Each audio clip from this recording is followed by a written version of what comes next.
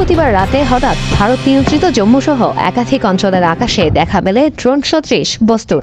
নয়াদিল্লির অভিযোগ, দেশটির অন্তত 15টি স্থানে একযোগে ড্রোন ও ক্ষেপণাস্ত্র হামলা চালিয়েছে পাকিস্তান। এই হামলা প্রতিহতে দাবিও করেছে নয়াদিল্লি।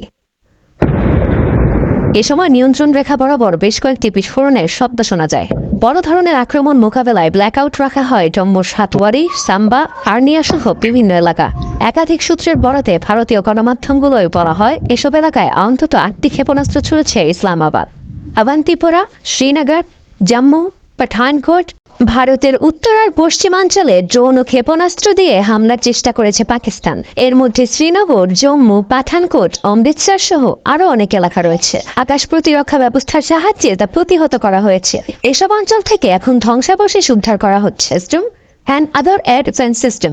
তবে ভারতের অভিযোগকে রীতিমতো উড়িয়ে দিয়েছে পাকিস্তান। দাবি, পুরো ঘটনায় দিল্লির নিছক সাজানো গল্প। It is such a fantastic. গতকাল থেকে ভারতের 15টি স্থানে পাকিস্তানের হামলার একটি গুঞ্জন তৈরি করেছে ভারত। দিল্লি যে বিষয়ে বলছে তার পুরোটাই একটা কল্পিত ও সাজানো গল্প, শুনতেও হাস্যকর। ভারত আর তাদের সেনাবাহিনী অষ্টাদশ নাকি 21 শতাব্দীতে বাস করে, কারণ এই যুগে প্রতিটি ক্ষেপণাস্ত্রেরই একটা ডিজিটাল ফুটপ্রিন্ট থাকে যা শনাক্ত করা যায়। Are the living in 18th century or 21st century। পাল্টাপাল্টি অভিযোগ, দাবি দেওয়ার মধ্যেই নিয়ন্ত্রণ রেখা বরাবর গোলাগুলি হয়েছে ভারত পাকিস্তানের সেনাদের মধ্যে। শুক্রবার সকালে কুপওয়ারা ও উড়িতে চলে পরিবর্ষণ।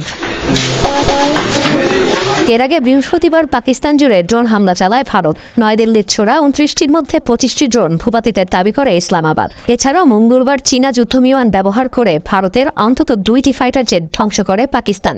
2 মার্কিন কর্মকর্তার বরাতে এমন তথ্য জানিয়েছে বার্তা সংস্থা রয়টার্স।